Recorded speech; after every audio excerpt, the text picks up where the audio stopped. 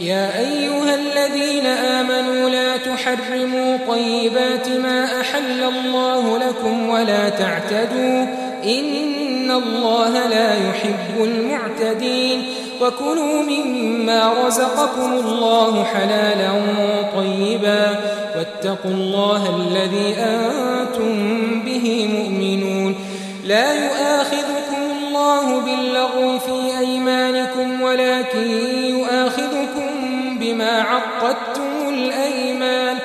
فكفارته إطعام 10 مساكين من أوسط ما تطعمون أهليكم أو كسوتهم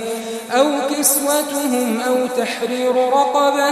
فمن لم يجد فصيام 3 أيام ذلك كفارة أيمانكم إذا حلفتم واحفظوا أيمانكم كذلك يبين الله لكم آياته لعلكم تشكرون يا أيها الذين آمنوا إنما الخمر والميسر والأنصاب والأزلام رجس من عمل الشيطان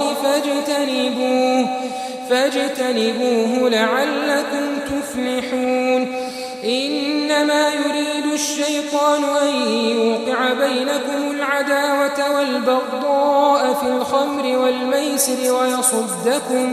ويصدكم عن ذكر الله وعن الصلاة فهل أنتم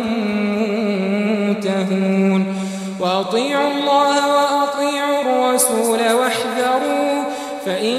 توليتم فاعلموا أنما على رسولنا البلاغ المبين ليس على الذين آمنوا وعملوا الصالحات جناح فيما طعموا إذا ما اتقوا وآمنوا وعملوا الصالحات ثم اتقوا وآمنوا ثم اتقوا وأحسنوا والله يحب المحسنين.